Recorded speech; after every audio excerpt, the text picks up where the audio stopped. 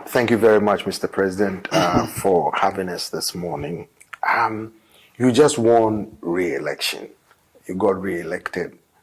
The people have given you the mandate. What is the vision? What do you want to do in this second or fresh term? Well, last time we worked on human capital development as the flagship program of our government. We got disrupted right from the onset with the advent of COVID and, of course, the many shocks that we've had, exogenous shocks that have affected our economy and every other thing within the country. So what we want to do, or what I want to do for the second term, is to consolidate the gains of the past 5 years, but also my program for the second term is going to be informed by most of the challenges we've had to go through as a result of COVID-19, as a result of the crises, multiple crises that have shaped definitely the way we should do business. We had adopted a policy of radical inclusion. Radical inclusion means every child must have the means to go to school. We have removed all barriers, we have made provision, and we are catering to the needs of all the kids in Sierra Leone, so that everybody, wherever you are, whoever you are, whatever your gender is, your political inclination, you have the means to go to school. And that is beginning to pay very, very well. The dividends are good and coming much earlier than I particularly expected. But what do you say to opposition groups who are saying that the 30% budget for education is not sustainable and that the dividend that it's getting is not what is expected, and that perhaps it needs a review, a new strategy to involve more people in order to create the enabling environment for human capital development? They said they could do a better job than you are doing. Your response to that?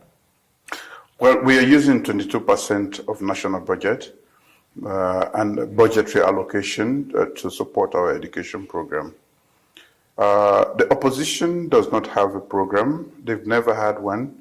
And even when we've come up with the program for this term, they've not brought any alternatives to that.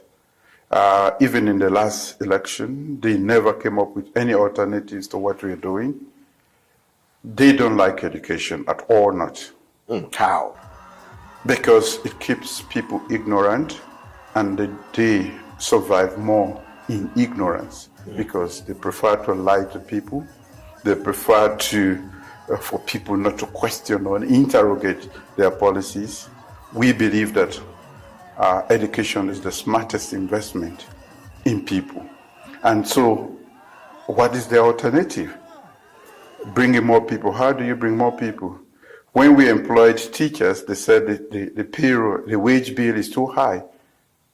But we have to bring in new teachers to be able to cope with the numbers and to be able to improve on quality. So there's enough very good justification. And in the 21st century, the best investment is human capital development. And they don't believe in that at all, not because they survive better in chaos and in ignorance. Ignorance is more expensive than education, so we prefer to invest on education. You just won election. The opposition has boycotted all form of governance. They don't even want to go to parliament. They said there has to be a dialogue to resolve their concerns because they said the elections were rigged. They are calling on the Electoral Commission to release results, but they said they are disputing your victory. Now, as somebody who was declared the winner of the just recent elections, what is your response to their criticisms that no, the elections were rigged, to make sure that you retain or come back to power? You have been sworn in as the president of Sierra Leone, but they are still disputing your victory. Your response to that? The authority mandated by our Constitution is the National Electoral Commission that declares the election victory. That has always been the case. And they are asking for a different thing today. They believe that the international community should come and declare who has won the election. The election was conducted in a free, fair, and transparent manner. But elections everywhere have never been without disputes. These are highly contentious issues everywhere in the world, including in the United States here. So if we have any problem, we all know that the courts are the best place to go. They have refused to go to the court because they don't have no locus. They don't have anything to present to the courts. Why are they going elsewhere and talking? Go to the courts. That was what I did when they said I lost the election. They rigged the 2012 election. Counting was still ongoing when they declared the election. And when we asked them, they said, go to the police. We have not rigged the election. It was declared. I was declared the winner. And we are expecting that if they are living in a rules-based society like ours, where the rule of law is definitely the way to go, they should have gone to the courts, but they have refused to go to the courts. Every party had a representation at all the polling stations. They have compiled the result, that is the Electoral Commission. You have your results. It was all signed off at every polling center and station. So what you are asking for, you have already. But because you know it cannot stand in the court, it's not admissible in a court of law, it's not even there. That's why they are refusing to go to court. They would rather prefer to create chaos. They have already informed their supporters that there is going to be an election, another election. Going back to the previous point which I made, they prefer to keep them ignorant so that they can fool them all the time. But you cannot fool all the people all the time. So our own people do understand what is happening. And I know that I worked very hard on this election. Well before the election, all the polls were in support of my victory, at least for nothing less than 60%. I have accepted, if that is what the ECSL says, the 56%. Before, we all knew, even they themselves admitted that they had no chance. They did not campaign in the first place. They did not have regalia to go out. They did not have a plan. They did not have a message. They never went out. How do you win election? By rigging, which they tried to do quite a lot and lost. And that is why they are doing this. In a democracy, we have freedom of association, freedom of speech. Parliament is open. They have a right for those who have won to go to parliament. You talked about freedom of speech. Some of the criticisms they've leveled against you is that last year there was a protest that your government said was or appeared to be a calculated attempt to overthrow your government. They said you are using that as a pretext to clamp down on their free speech, their assembly, and they attempted to organize a protest recently, and that you sent out the ability to intimidate them, threatening to arrest them. How do you respond to these criticisms, Mr. President? The opposition? Yes. The opposition said they had nothing to do with the protests. They did not want to be, their name to be called in that protest. But we know that because they cannot get the people out for genuine reasons to support their own claim that they won this election, they would rather prefer to work from the back. They have worked very hard to mobilize people. The last protest, they called it protest. When they came out, as I've always said, anarchy, terrorism is their tactic. and they killed 5 policemen in less than a day, and which led to serious challenges. They looted and they were going for the seat of power. That is not protest. Protests are done with placards, with a clear message as to why they are protesting. They had pistols and guns, they had machetes and the other implements to hack people to death. That is how they killed 6 policemen. You cannot call that a protest. But they still hide behind that.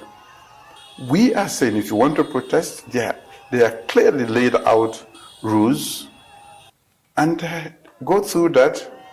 And we know that you are in charge of the protest. Should there be any problem, then you, with the protest, either it becomes a nuisance to order or public order, then we have you to be responsible, or the group to be responsible. They've never done that. Rather, they would prefer, most of the members of parliament were involved in organizing this. They prefer to use criminal gangs to come out and to instill fear. That's why I say they are using more of terrorist tactics than actually protesting. Mr. President, you just assembled cabinet ministers. You had female, a percentage of female young men and women that you got into your administration. Some are 40 years or younger. Some people are wondering what the message is here. 70% are here of your old ministers. You did not get them involved. People are saying these new people do not have the experience. They might not be able to handle the issues that Sierra Leoneans face in order to address their challenging problems, including high inflation and all that. Mr. President, with this new government, people have concerns that these new people you've assembled might not necessarily be able to carry the task. How do you address this concern, Mr. President? I think it's wrong to think that when people are young, they don't know their whereabouts in society and cannot solve national or international problems or issues. We have a young population in the first place. Close to 70% of our population are young people. When they are responsible, when they are educated and exposed, I think we should give them the opportunity. They have said to us, that which is about us should involve us. If we are running a country, in most of Africa we have a youth budget, meaning that we have more young people who are out there. I think they are better consulted and involved in the laws and everything that we do about governance when they are involved in that. They are better. We are better as a nation when we get them involved in their own, in the activities that affect them. At the United Nations Security Council, we are asking for reforms. The whole of Africa, that we should be represented to discuss, because most of the 70% of the issues that go to the United Nations Security Council are about Africa. And that's why we have the common African position that we should be involved in this body. We should be represented so that we can have a say in what is said about us or the decisions that are made about us. The youth are saying the same thing. I am hearing that. And that is why I believe that the young people should be represented. But quite apart from that, looking at the politics of Sierra Leone, I was only in my 20s and I had just come out of high school when I joined the military. When I was at the helm, the major decisions I made today still reverberate in that. We are still, the decisions I made about peace, about democracy, still inform the trajectory that Sierra Leone is moving on. I was younger than almost all of the people I've appointed, I was not as educated as they are. And yet, the patriotism in me made me take decisions. I said there would be peace, and they said it's not possible. I was going to engage the rebel leader. They said he's nowhere to be seen, and it was there were so many stories about. I went in to the bush and I got him. And today we are a peaceful nation. I said there will be peace, and there was peace. And I said there will be democracy. Nearly after 40 years, I conducted the first democratically elected election in nearly 30 years. I was still in my late 20s. So, to say that young people do not make smart decisions or cannot make decisions that positively impact, I don't hold that to be true. I am a testament to that. Thank you very much, Mr. President. Thank you. Thank you. Thank you.